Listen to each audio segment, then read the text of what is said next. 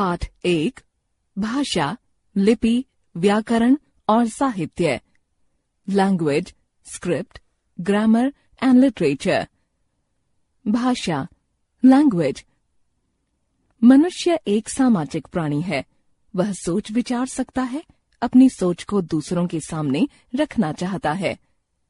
इसे आधार माने तो आदि मानव ने अपने मन में उठने वाले भावों और विचारों को व्यक्त करने के लिए पहले संकेतों या कुछ ध्वनि चिन्हों का प्रयोग किया होगा।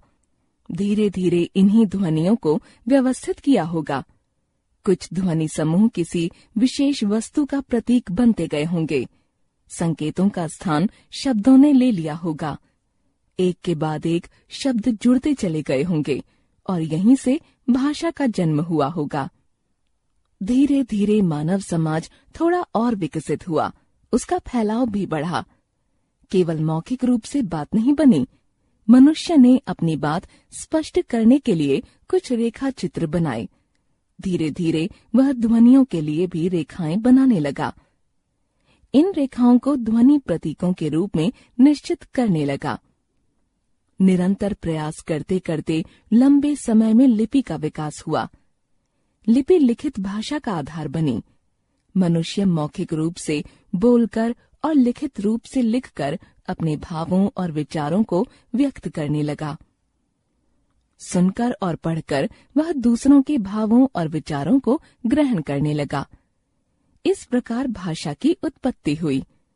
जिस साधन के द्वारा मनुष्य अपने भावों और विचारों को बोलकर या लिखकर एक दूसरे पर प्रकट करता है, उसे भाषा कहते हैं। भाषा के रूप, फॉर्म्स ऑफ लैंग्वेज। भाषा के दो रूप होते हैं, मौखिक भाषा, लिखित भाषा। मौखिक भाषा, भाषा का वह रूप जिसमें वक्ता अपनी बात बोलकर समझाता है और श्रोता सुनकर समझता है, उसे मौखिक भाषा कहते हैं। मौखिक भाषा का आधार ध्वनि है। भाषा का यही रूप प्राचीनतम है और इसी का प्रयोग व्यापक रूप में किया जाता है। मौखिक भाषा को सीखने के लिए मनुष्य को किसी औपचारिक प्रशिक्षण की आवश्यकता नहीं होती, बल्कि वह इसे अपने परिवार और समाज से सहज रूप में प्राप्त करता है। परस्पर बातचीत करना, टेलीफोन पर वार्तालाप करना, रिकॉर्डिंग, दूरदर्शन और आकाशवाणी पर प्रसारित होने वाले कार्यक्रम, सिनेमा, गीत, नाटक, भाषण आदि मौखिक भाषा के उदाहरण हैं। लिखित भाषा, भाषा के जिस रूप में एक व्यक्ति लिखकर अपने विचारों को प्रकट करता है तथा दूसरा व्यक्ति पढ़कर उसके विचारों को समझता है, उसे भाषा का लिखित रूप कहते हैं। भाषा का यह रूप स्थायी होता है जिसका आधार ध्वनि चिन्ह है। लिखित भाषा को सीखने के लिए औपचारिक प्रशिक्षण की आवश्यकता होती है। इसी के द्वारा ज्ञान को संचित किया जाता है और इसी के माध्यम से ज्ञान एवं साहित्य एक देश से दूसरे देश तथा एक पीढ़ी से दूसरी पीढ़ी तक पहुंचाया जाता है। पुस्तक, समाचार पत्र, पत्रिकाएं, पत्र, डायरी, ईमेल, सूचना इत्यादि लिखित भाषा के उदाहरण हैं। कभी कभी चिन्हों या संकेतों से भी भावों और विचारों को प्रकट किया जाता है। इस भाषा को हम सांकेतिक भाषा कह सकते हैं। ट्रैफिक पुलिस का सिपाही संकेतों द्वारा ही वाहनों को रुकने और जाने का संकेत देता है। मूक और बधिर लोग संकेतों से ही अपने मन के भाव और विचार व्यक्त करते हैं। शिशु भी संकेतों से ही अपने मन की बात अपनी माता को बताता है, परंतु इस रूप में प्रकट किए गए विचार और भाव अपूर्ण तथा अस्पष्ट होते हैं। इसलिए भाषा के इस रूप को महत्व नहीं दिया जाता है। भाषा के विविध रूप, टाइप्स ऑफ लैंग्वेज। राष्ट्रभाषा, संपूर्ण राष्ट्र का प्रतिनिधित्व करने वाली भाषा राष्ट्रभाषा कहलाती है। हिंदी संविधान द्वारा स्वीकृत हमारी राष्ट्रभाषा है। इसे 14 सितंबर 1949 को राष्ट्रभाषा के रूप में मान्यता दी गई थी।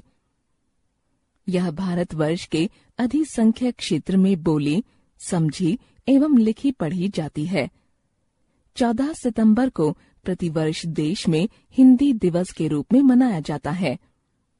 उपभाषा, जब किसी बोली में साहित्य की रचना होने लगती है तो वह उपभाषा बन जाती है। उपभाषा का प्रयोग पढ़े लिखे लोगों द्वारा व्यापक तौर पर किया जाता है।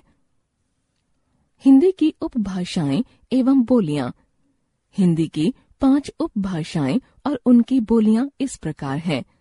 उपभाषाएं, बोलियां, बोली क्षेत्र, पूर्वी हिंदी, अवधी, लखनऊ, उत्तर प्रदेश, बघेली, रीवा, मध्य प्रदेश, छत्तीसगढ़ी, रायपुर, छत्तीसगढ़, पश्चिमी हिंदी, खड़ी बोली, दिल्ली, मेरठ, सहारनपुर, बिजनौर, उत्तर प्रदेश, बुंदेली, छतरपुर, मध्य प्रदेश, कन्नौजी, कन्नौज, उत्तर प्रदेश, ब्रजभाषा, मथुरा, आगरा, उत्तर प्रदेश, बांगरू, हरियाणवी, रोहतक, हरियाणा, बिहारी हिंदी, मगही, गया, जहानाबाद, बिहार, मैथिली, दरभंगा, मधुबनी, बिहार, भोजपुरी, आरा, छपरा, बिहार, बलिया, पूर्वी उत्तर प्रदेश, पहाड़ी हिंदी,